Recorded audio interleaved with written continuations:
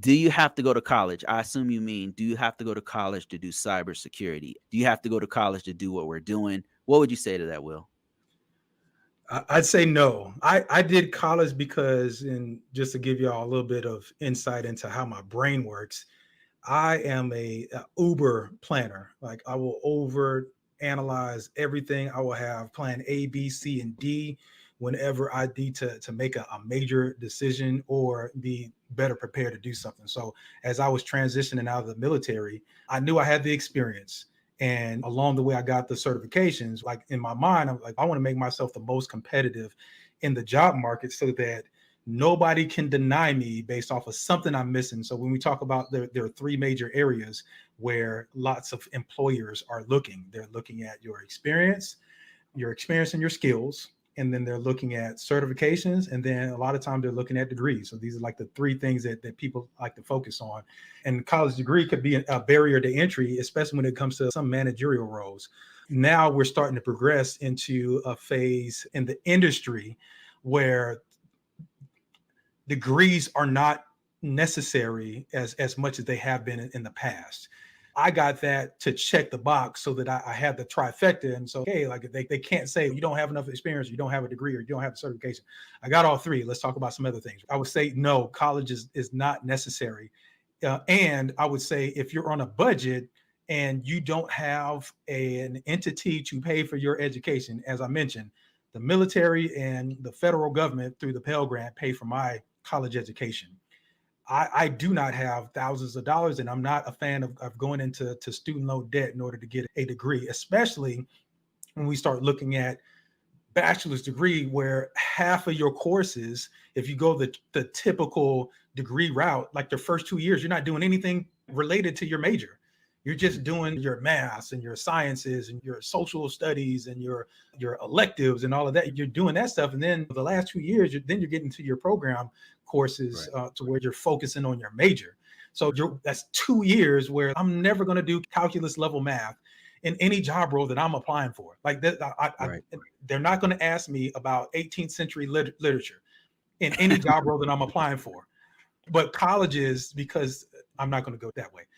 All I'm going to say is if you're trying to shortcut or get the most expedient path into cybersecurity, unless an organization is going to pay for your degree, I wouldn't spend my money there. I would focus on the free resources that are out there on YouTube. This is a great channel, ConvoCourses.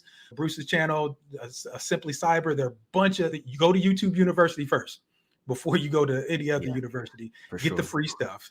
And then look at skills and labs that you can articulate and execute. And there are free labs that you get whole YouTube courses that are built around, hey, download this free invite, go to get VMware. You can get a free license for VMware for 6 months, and you can get the virtual machines from Microsoft for 6 months to do a trial basis and go test some things out. Like you can do all of that stuff. You can download Kali Linux and use that to do some Hmm. testing if you want to do penetration testing or vulnerability scanning and all that. Do that, but before you try to go the college route, I would say make college like you're the cherry on the top. If you've exhausted all the other things, you have an opportunity to do that as well, and it's cost effective to you, and it makes sense on your career path in terms of, hey, your job says, for example, like certain federal government positions, you got to have a certain level of education to progress up the GS ladder. And so that might be an opportunity for you to leverage, and they'll have programs where you'll get some either tuition reimbursement or they'll fund a portion of your college education, if not all of it. And you may have to commit another a year or so to the organization after you get your degree, but you're not getting at your own dime, but you're also positioning yourself for upward mobility within the organization because you chose that degree route, but not necessary to get into cybersecurity or GRC. A few things that will college and a degree will give you is, depending on the college, is going to be networking. You'll be able to network depending on the college. You can be a working student. You can do internships, apprenticeships. Not all programs have that.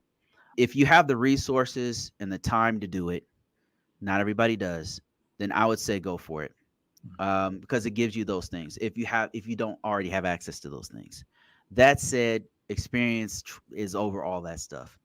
If there's a way that you can get experience doing this field And like Will said, before you do anything, before you spend a dime, if you're new to this, go to YouTube and just start looking, watch other people's videos, talk to your friends and family. If they're already in IT, definitely pick their brains. You might not, this is not for everybody. So figure out if this is for you. If it is, and you want to invest in yourself, start buying some books, start buying books and get into it. If you have the time and money and resources to do it, go to college, do it.